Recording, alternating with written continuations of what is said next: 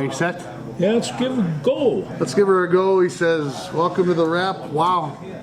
We were here 5 days ago, George. I feel like we watched enough sports in the last 5 days to last a lifetime. Well, I got to tell you, Sunday was a day of depression for Minnesota wrestling like I have never seen. And I've got, I could talk for an hour about the wrestling match, but there was a lot of things that kind of went bad when Henriksen walked in with the flag wrapped around him, which I thought was very inappropriate. This is not an international competition. This is a competition within our country. And I think he flaunted that.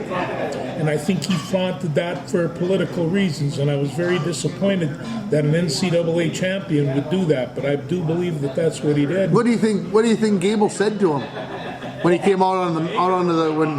I don't know, but it just like I knew that what it did was it drew the attention right to Henriksen and took it away from Gable, and and there shouldn't be any undue thing. You go out and wrestle your match, and whoever wins. But there was some flaunting going on, and I think there was flaunting afterwards. And for a second lieutenant in the United States Air Force, I thought that he lacked decorum. So. That was kind of my say. I was very upset, and as I woke up Sunday morning, when you go through an experience like that, and you have what I presumed was one of the finest wrestlers, and still is, that I've ever watched work, and he's a local Minnesotan, and we've been following his career forever and a day. I woke up thinking about that, and I ordinarily, unless it was a kid I coached or a match that I coached, I spawned it off because that's, and I was feeling so good. Max McAnally was incredible. The whole NCAA wound up taking a third, and so I saw that third and take third in the morning, and I thought, okay, now if we take a first and a third, we're all set. But let there be a rule. You got to wrestle that match. And Gable seemed to be a half a step slow. He didn't finish. I mean, do you think he was tired from the matches? Very well could be, boy. I tell you what, that's a grind. 3 days with that level of competition. You see those guys' face; they look like they've been in a street fight. It's a tough. So I'll ask this: do you think he was overconfident, cocky? I can't take that out of the situation either, because he is a showman. He does take this as part of the deal, and I noticed that a lot of wrestlers, A.J. Ferrari did the splits every time he won.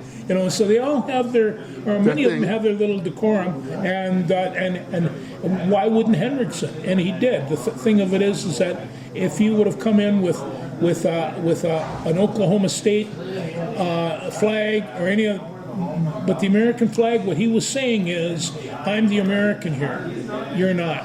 And it's just like, I think it was a political ploy. I think that he knew exactly what he was doing. This guy's no dummy. He knew exactly what he was doing, and that was taunting. He actually, somebody should have talked to him as soon as he walked into the place. And it's just, I guess nobody had ever seen that much disrespect. And also, there is a certain amount of respect that goes in when you walk out in the mat with the champion. You show him that disrespect. You go after him absolutely with everything you have, but you don't show disrespect. You show him respect.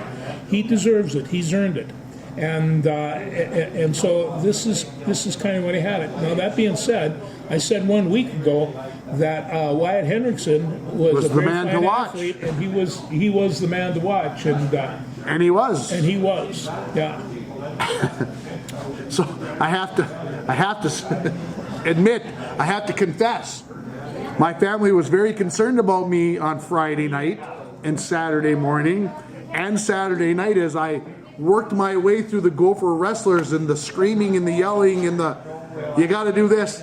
I mean, I'm not usually like that too much anymore. I've mellowed in my old age, but I mean, I was up out of the chair in front of the TV screaming at it to get him to get the other leg or whatever it was, and then when he didn't get it, it was like, no! So it was very demonstrative. It was a very exciting weekend. It was. For wrestling. Yeah. What I noticed about the wrestling, and I noticed this about the basketball too, the wrestling had some upsets. The basketball has very few this year. Yeah. And so you could basically push the button and come out. In fact, I did with one of my brackets, and it's got me in 4th place. But wrestling, Northern Iowa had a very fine team. South Dakota State had a very fine team. North Dakota State had a few guys in there. But I was mostly impressed with Northern Iowa. They went down there and they were there to do business. Nebraska had to be the shocker of the whole whole tournament. Yeah, and I'll tell you They the took other thing second. about Nebraska, they're coming after you. And I will say this about Oklahoma State that Hendrickson wrestled for. They've got a new sheriff in town down there, and Well, they had 4 pretty big transfers that all ended up wrestling towards the end that they did. lured in with their NIL money. Well, the NIL, NIL. Yeah, no, it's we can talk about that a little bit for basketball here too, but Well, we could talk about that, but you know how Yeah. that's going to upset us. So Yeah. we usually don't like to do that. Minnesota tied for 5th, which is a good finish. it is a good finish. But maybe the most surprising stat of the whole weekend in my mind, okay? Penn State wins their 12th in 14 years national champion. That's pretty good. Pretty good. But they had 10 All-Americans, which means they finished in the top 8. They had 10 guys finish in the top 8. The only other team ever to do that? Minnesota. Yeah. In 2002. Did not have a national champion that year, but had 10 All-Americans. Penn State had their share of national champions. And on top of that, I got to say, I watched what they call it the dog bone or the blood round. bone round.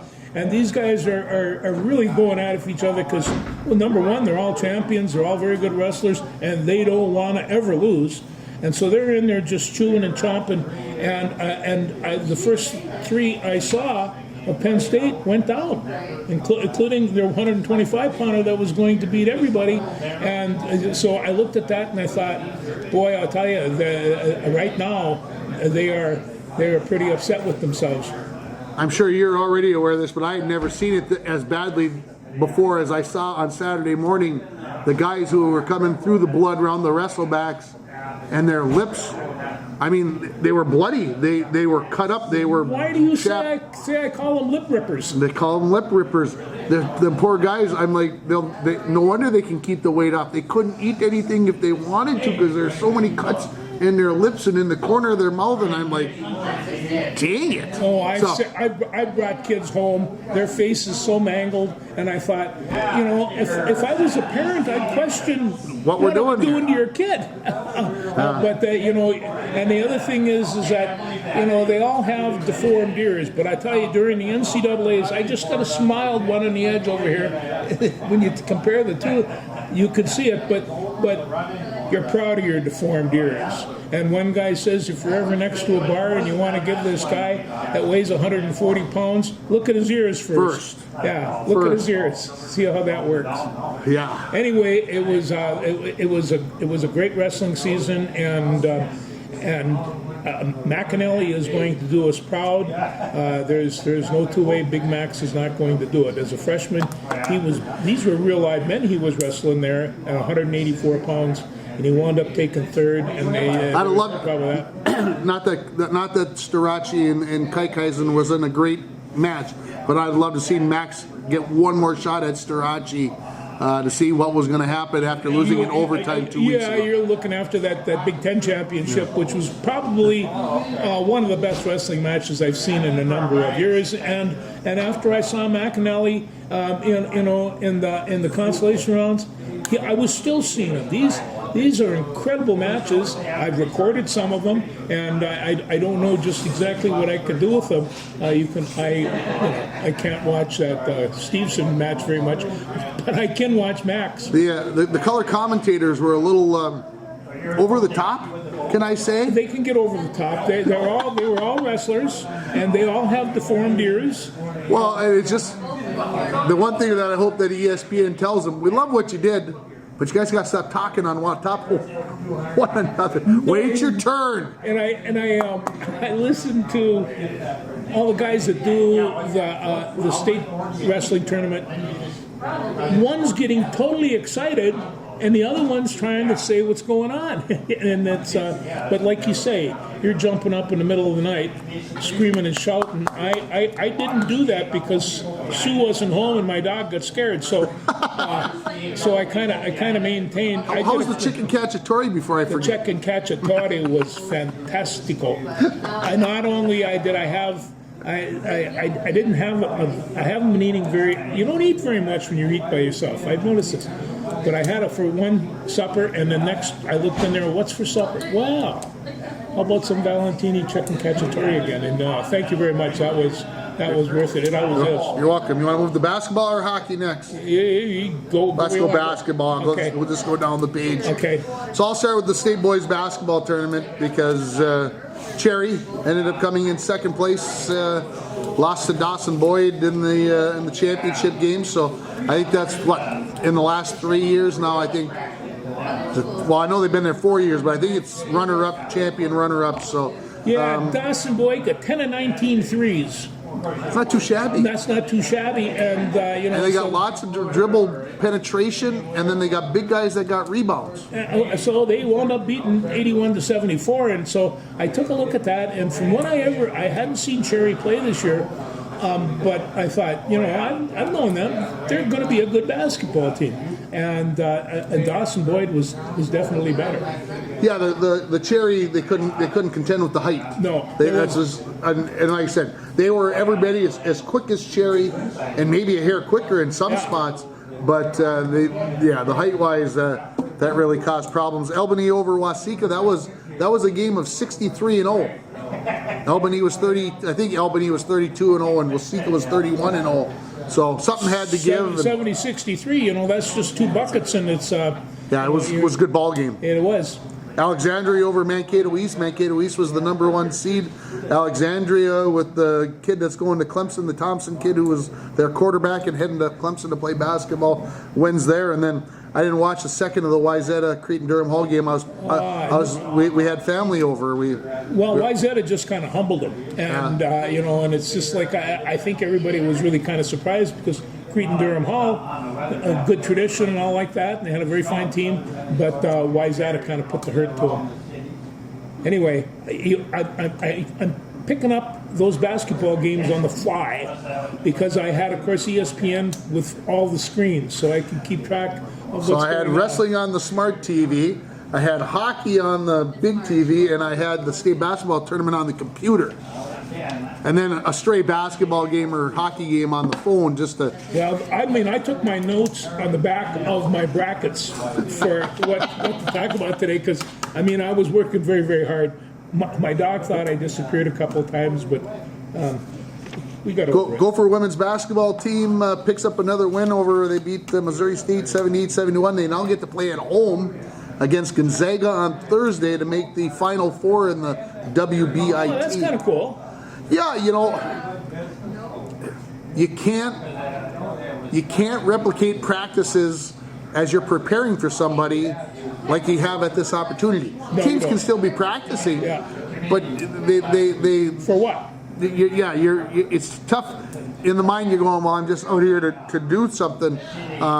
When you're preparing for an opponent, there's more to it. So these are very good things for the Gopher women's basketball program. Well, I do, and you know, and they lost 2 irreplaceable athletes this year, and so they were working not with their full strength, but they're a good basketball team. They're going to be back. Let's hope they get to practice for another couple more weeks. Yeah. Gopher men's basketball team hired their new men's basketball coach And today. who's that? No, Nico Medved. Nico Medved from Colorado State, From Colorado State, who and won a game. they won a game and almost won a second one. Almost won a second one. He signed a contract for 6 years today. Oh boy. The story that everybody talks about the fact that he's a graduate of the University of Minnesota. Yeah. Okay. He started as a student manager for Clem Haskins. Oh boy. Wow. So you can work your way up from student manager You see, you're going to go back to the head coach of your own Big Ten team. So we'll see what he can do if this creates some Well, excitement. right now he is the young college superstar coach, and he's getting an awful lot of ink. So and he's got this smile. He seems to have that charisma. On the other hand, last night I watched this guy. I don't remember his name, from New Mexico State, and he had a guy in the audience who looked a lot like him, and I'm thinking, was it a mistake to fire this guy? And it's just, and Yeah, when Richard Pitino got let go, I don't know. I think that was I think it was the right call at that time. maybe. But you situations change though. They have. And I mean, New Mexico has changed. There's no doubt about that. I mean, Richard's done a fine job there. Rick Pitino says right now he does not recruit high school basketball players. He goes to the porthole and kind of drafts them. Yeah. And it's just this is going to turn into I could turn into the worst case scenario as we had anticipated, where this is what they're going to do. Is there going to be a pool of people out there, go out and pick them. So, did you see, in all the stuff that you get to watch over the weekend, there was a story on SportsCenter, and I don't know if you saw this one, but there is a student manager for McNeese State. Did you hear about this? No, but I saw McNeese State play. He got his own NIL contract. So about a month ago, apparently, and I'm going to cut the story as short as I possibly can, the team was listening to some music, and came out and he said, "Guys, I really like this song." And they're like, "You know this song?" And so he started singing it and dancing to the way the video, blah, blah, blah. So he led them out onto the floor with his boombox. Well, since then he's had 3 companies, and I won't even try to name them, but whatever. Anyway, when he walks out on the floor now, he's got the boombox, and it's got the advertising here, and he's got the advertising on his shirt, and he's got the advertising on his hat. He's the first student manager to get an NIL contract. Well, there you go. So when you thought it couldn't get any weirder, That's a good story. Story. there's weird. So now I want back 35 years. I want my money back, because we wore Zubas on the sidelines at the Gopher football games to promote a Minneapolis company, Zubas, and to try to give them as much publicity as we could. Do you own a pair of Zubas? I wore them this weekend. Oh my Lord! Wore them this weekend. My family would have laughed me out of town. I will say this: we got Zubas for free. Yeah. Gopher Zubas. We didn't get the other These ones. striped zebra type pants, and they were.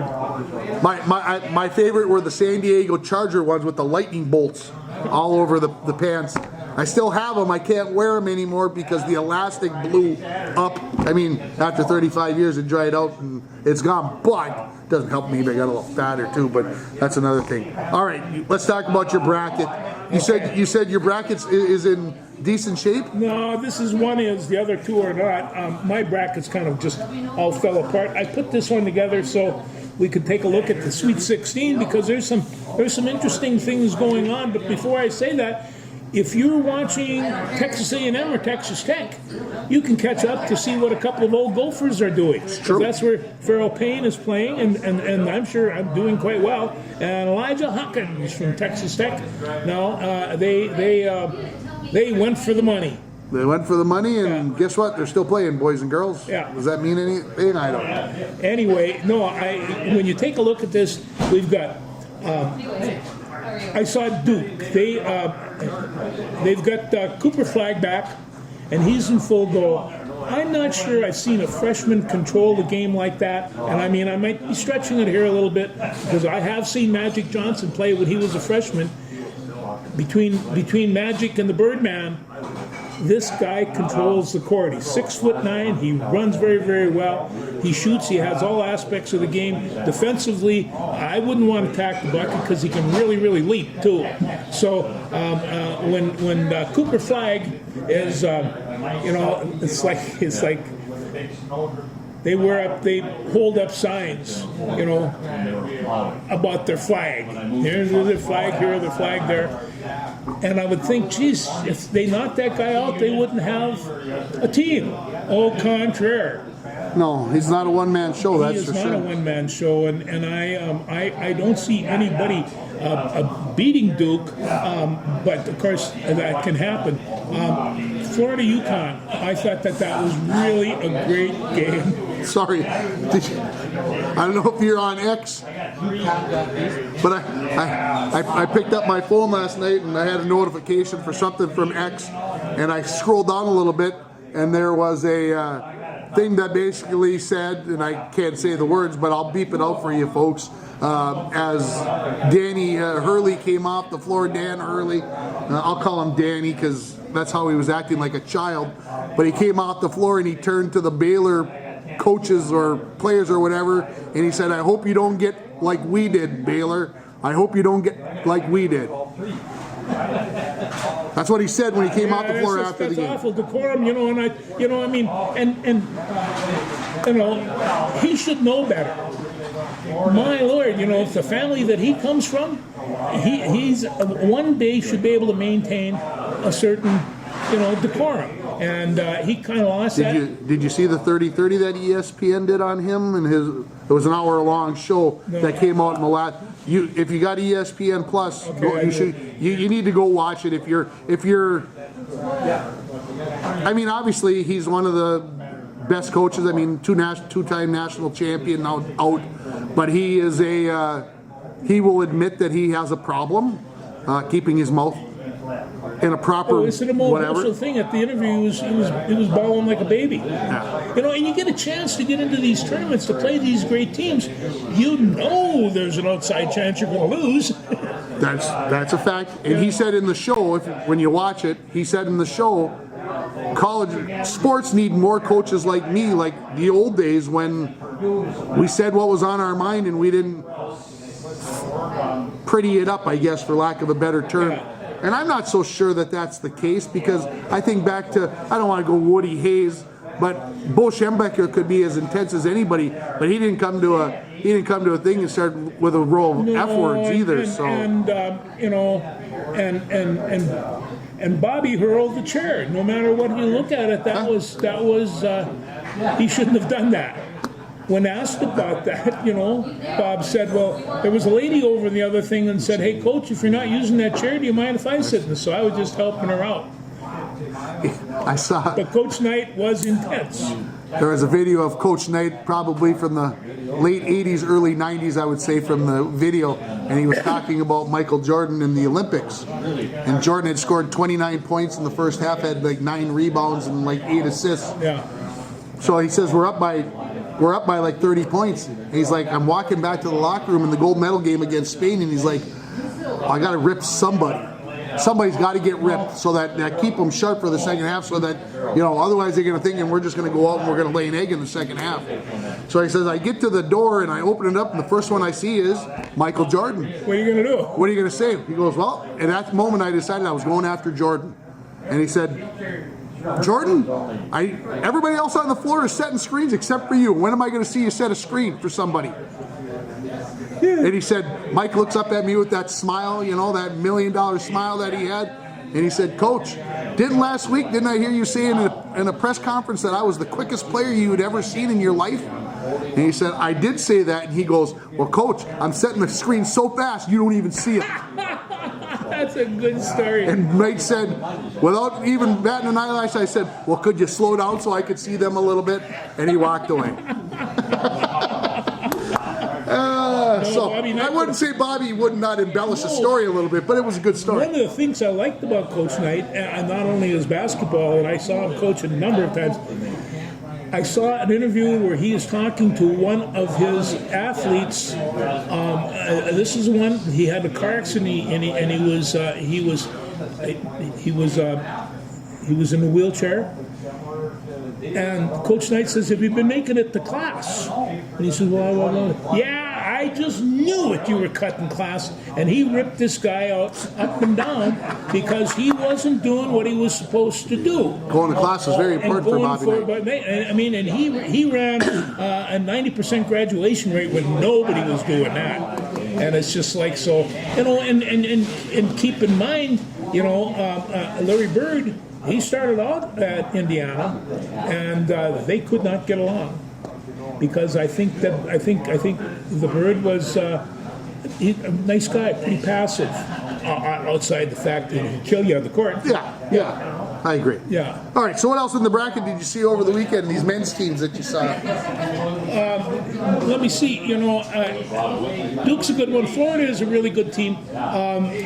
Michigan State. I watched Michigan State, and they had to persevere. They had to persevere, and you watched them in the first half, and they were really, really lackadaisical, and you knew they were going to go into the room with Tom Izzo, and they weren't going to be lackadaisical when they came out. And they simply weren't, and it's just like, you never get excited, although Coach Izzo got excited a couple of times, but when you're watching him, you're never worried about him not being in control, because he is always in control. So I think Michigan State is going to play up to the level that they have to. And that's dangerous. That is dangerous, but they've been doing it for a long time, and I think it's going to get them into the Final Four. I think that's what I think. Yeah, I've got my 4 teams for the Final Four are still left. That's the kiss of death right there. They won't be there come the end of the weekend. But having said, but the Auburn game should be a dandy. Oh, yeah. But I had 27 the first 2 days, and then I had like 8 over the weekend. So needless to say, Tim was pretty depressed. At 9 o'clock last night, I decided that I didn't want to watch any more basketball, and I went to bed. I had enough. That you were upset with sports. I watched Lucy Worsley talk about Queen Mary and the 50s, 40s or something, and it was great history. She was an ag. She killed people, and those were nasty people. And in those days, I watched Conan the Destroyer to get it out of my system. That'll work. Same thing. Sounds like pretty much the same thing. Yeah, medieval kill you type thing. But let's go around here just a little bit. What I do with my thing? We've got Florida, and they're going to do Texas Tech. That should be fun. And that should be fun. And Purdue and Kentucky. No wonder this is a bracket. I think most of them. But I did pick Wisconsin, and I should have picked BYU. But I have an adjective to describe Wisconsin after they lost, and I had them in the Elite Eight. And the same one for Illinois. Yeah, Illinois really kind of wet the bed. But it's one of the things where, I don't know, somewhere along the line, I thought that there was going to be an upset, and I thought the upset was going to be Gonzaga and Houston. No upset. Houston's the real deal too. Houston's the real deal. Yeah, they run the court very well. They shoot well, play strong. And they rebound. And they rebound like dirty dogs. Talk about the dog bone round. These guys are just go after you. So, and I really hadn't seen Houston play this year to that extent.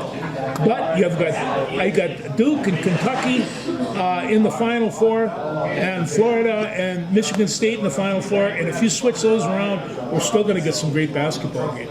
Yeah, there's going to be some dandies starting on Thursday night. No doubt. Sweet 16, we got Auburn and Michigan. That's going to be fun. Michigan surprised me a little bit. Thought they might fade a little bit like Wisconsin and Illinois did, but they didn't. They stuck around. And Ole Miss and Michigan State. Yeah. Florida and Maryland. Florida and Maryland should be all right. Mm-hmm. Maryland dodged the bullet. Maryland dodged the bullet yesterday, absolutely. And then Texas Tech and Arkansas. Arkansas is kind of a surprise to me. I had them losing out in the first round to Kansas, but 13 teams out of the SEC. Keep going. Okay, well, we got Duke and Arizona, which I'm not quite sure about that, but if you want to come play Duke, tie your shoes up tight, because you're going to do some running, and you're going to have to earn it, and you're going to get a little lucky too. And you got BYU and Alabama. Now, I've seen BYU play, but this is the first time that I've seen Alabama. But I have watched them. I watched them play St. Mary's of California, and they kind of dominated there. But they can be that way. They can be that way. Alabama. I mean, they could win this thing easily. Yeah. But they could have lost in the second round too, because they It's just the way they play ball. So we got Houston and Purdue and Kentucky and Tennessee. Now that Kentucky-Tennessee thing that you see, I don't know if you know this, but geographically they're right next to each other. Do you think the NCAA thought about that, but when they made up these brackets? I don't know. And they both say they make the best whiskey. So it's one of those things where that should be. As you talk about this, I hear a lot of SEC versus Big Ten. There are 7 SEC schools in this tournament. Out of 16.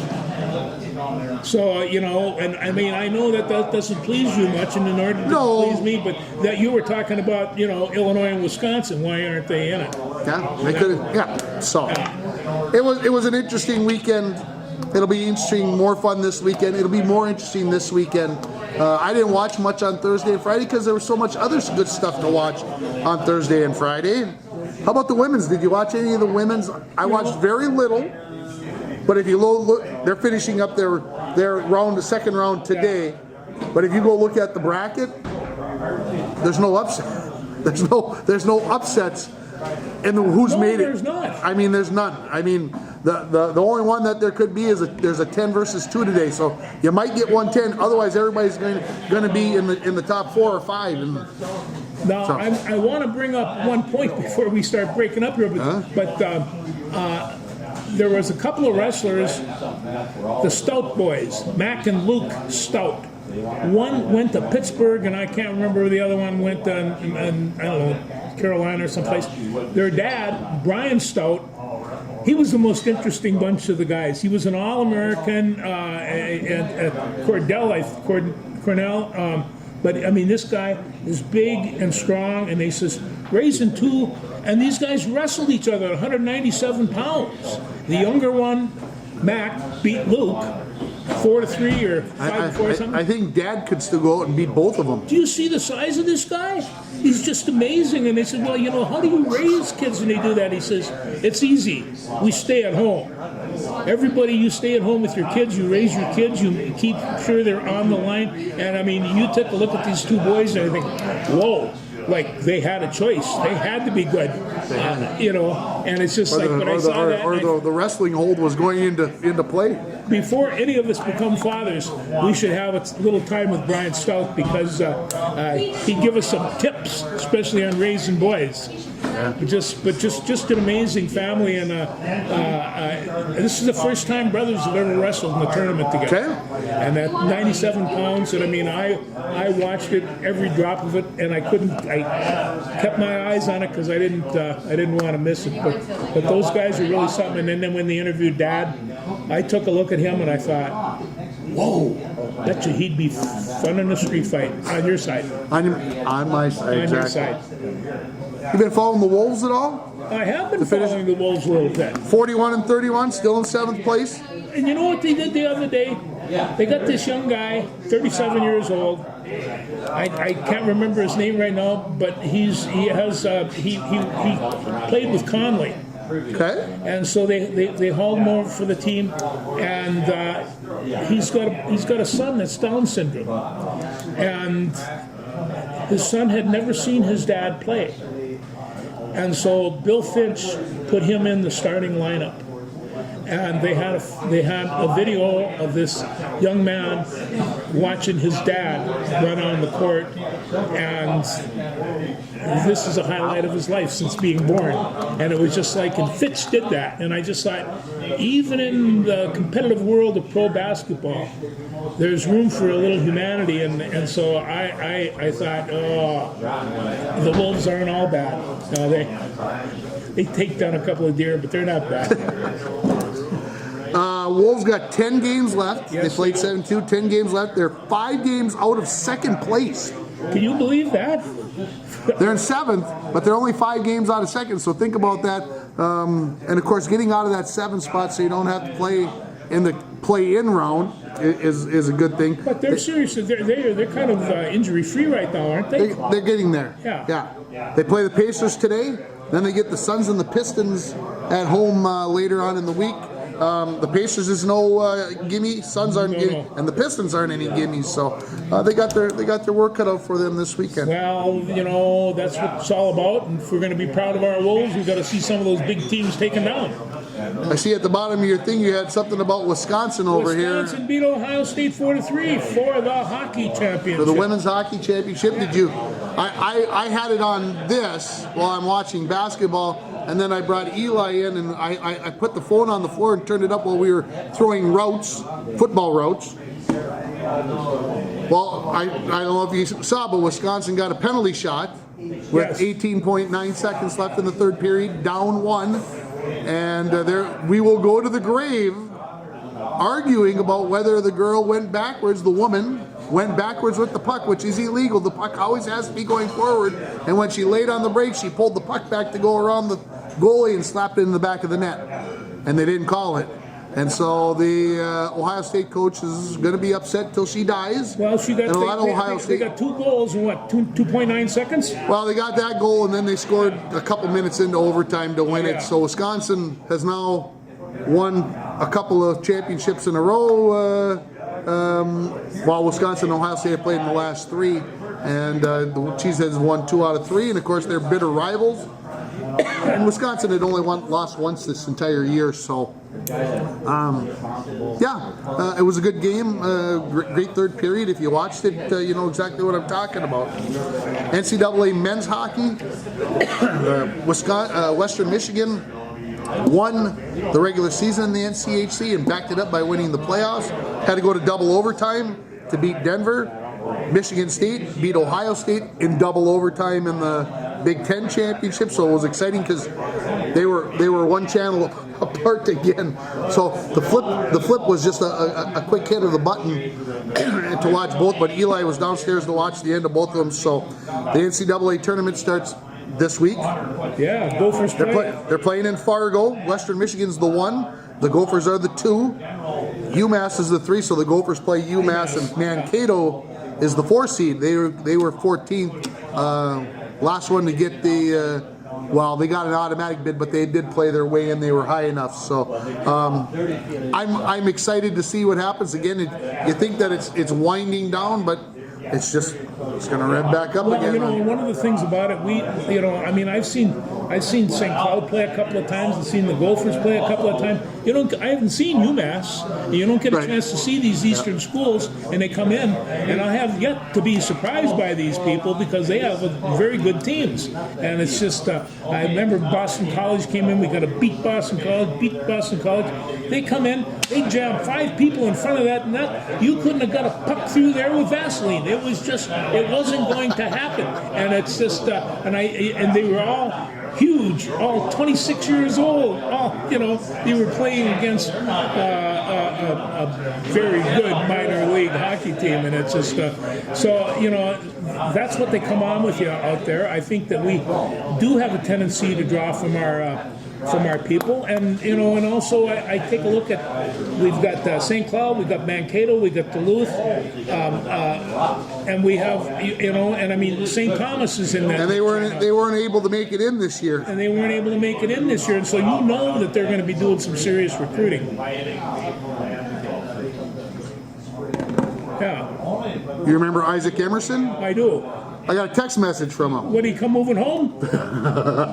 He's doing some fundraising. I think he'd like me to purchase something. And I'm okay with that, Isaac. Okay, so... Give that to me as long as he gives a message to his grandpa.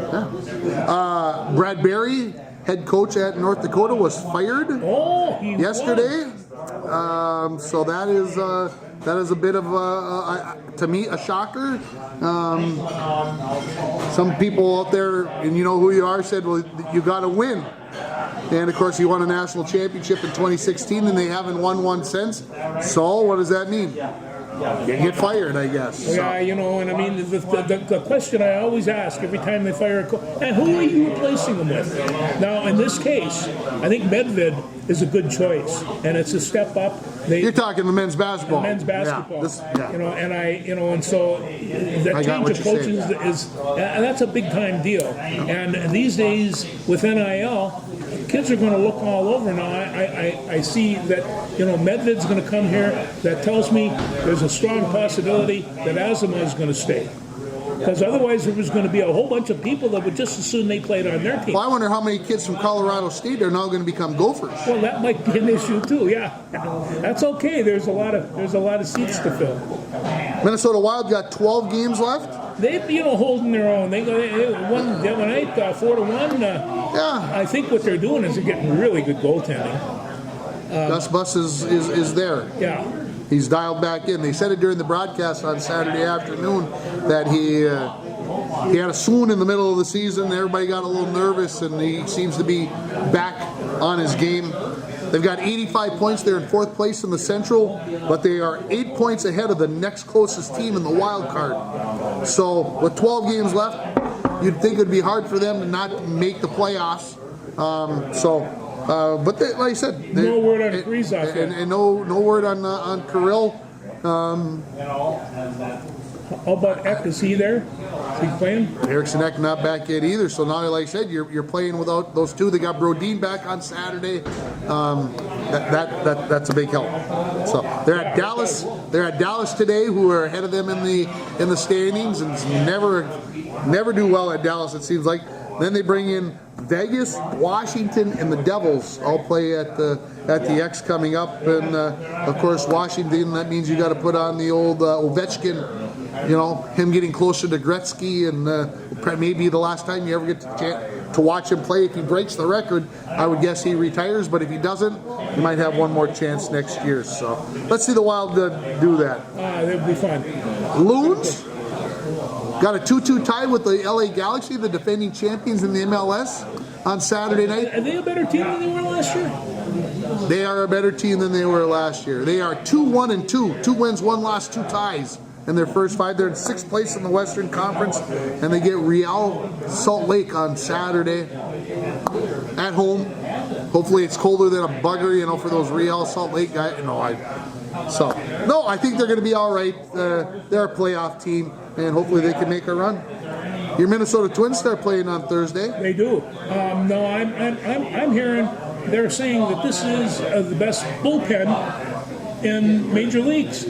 Wow. So, and they showed a bunch of pictures in the paper the other day, and they do look like they could probably hold their own. And, and it was one of the things where we either had really good starting pitching or mediocre starting pitching, relying so much on the bullpen. I mean, they were pulling these guys after 5.5 innings. And so you get a little stronger starts from these starters where you don't have to bring these guys in so quick. You won't wear that bullpen out because, it's 7 or 8 of really, really tough guys. They can throw you stuff and will. So they start at St. Louis on Thursday. Yeah, I got to And then a pair over the weekend. And then they go to Chicago White Sox. And, of course, the White Sox were not good last year. Yeah. Just to put it that way, not good last year. So hopefully and St. Louis is always St. Louis. I mean, even when they're not good, they're still pretty good. You're welcome, Jay Bartkowski, that I said that. You're welcome. Yeah. Go to, I don't know if it's Busch Stadium. I've been to Busch Stadium. Too, yeah. The Arch. Yeah. It's a nice place to watch baseball. It's not the best stadium I've been to, but it's a nice place to watch. Hey, listen, it's 287 steps from Joe Buck's Saloon. They mark it off. And that's so right. if you're not too drunk and you can make 287 steps, you're good to go. Well, if you're drunk, then it's more like 300. With the stagger, yeah. Yeah, no, I really like it. I like the St. Louis fans. They are out there for baseball. We sat in the section when I got a lot of heat, and I had a lady come and rub sunscreen on my neck because I was cooking, and she could tell. I always had a good time there. Well, that's because you're cute as a button, George. So. Cute as a button. Very few people say that, but I agree. The Twins will be out without Royce Lewis. Brooks Lee.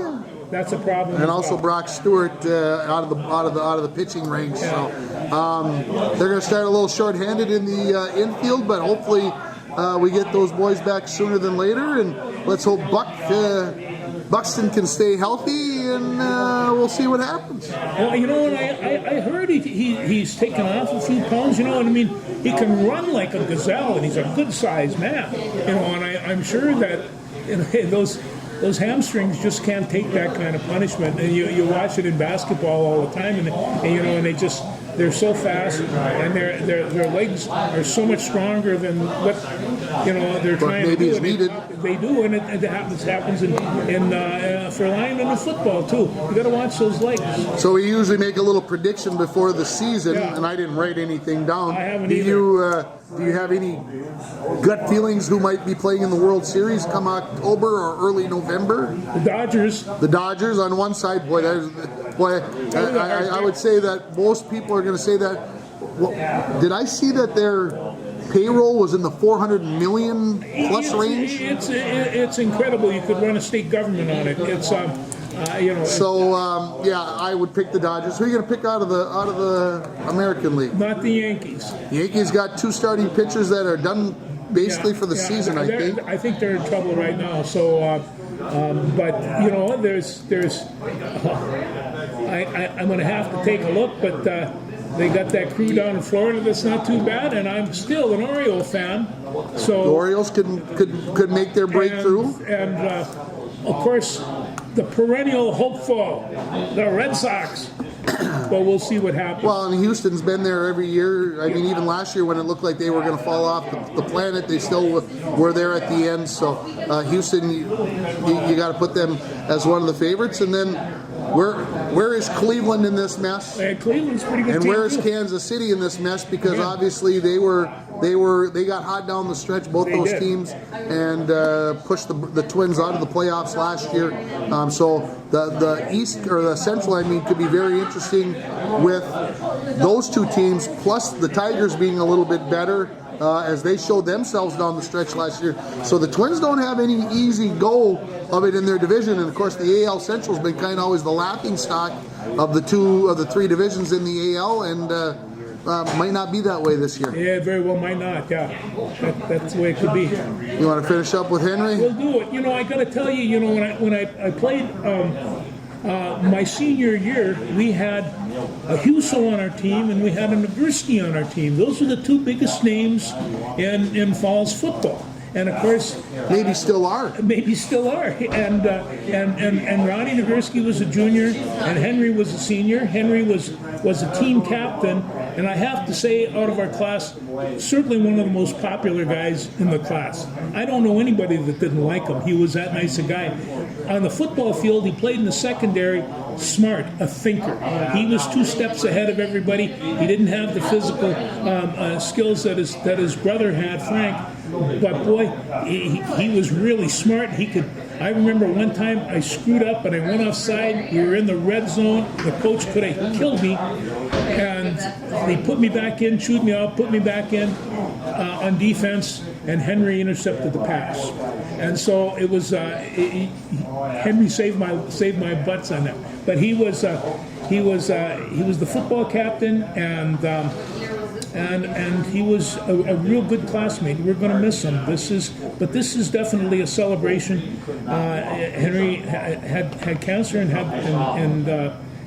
went away, but I knew his family was there. Huge family. And all kinds of kids and all kinds of grandkids. 10 kids and I think 38 and counting grandkids. I think 37 or 38. You see, I'm a failure. I have 3. What can I do with that? You know, and so it's still more to come. There's still more to come. But to Alan and Barb and all the kids that I knew, you had a good old man, and you know. You had a good old man. That's a great way of saying it. Yeah. Condolences to Carol and the entire family. Class act. They were in church. A good share of the kids and the grandkids were there yesterday morning. That's when I found out at Mass, at the end of Mass. So Jen missed school on Wednesday, and I tried to get it out of her, but she, just like her father, very close to the vest, very quiet. Don't make your stuff public. Don't be doing that stuff. You take care of business on your own. I'll tell you how humble he was one time. I was introduced to one of his grandsons, and they named him George. And I says, George, no, that's a good name. And he says, don't get cocky. We just ran out of names. And so he had that kind of sense of humor about it. Yes, he did. Yeah, and so. But he was a great teammate, good classmate, and when you were working with his kids and being around his kids, it was a joy, and that just doesn't happen by accident. It happens with good parenting and people that stand by, what they want to do. So, yeah, he was a good man, and we're going to miss him. Anyway, Henry and family, there you are. We'll talk to you next week. Thanks, everybody.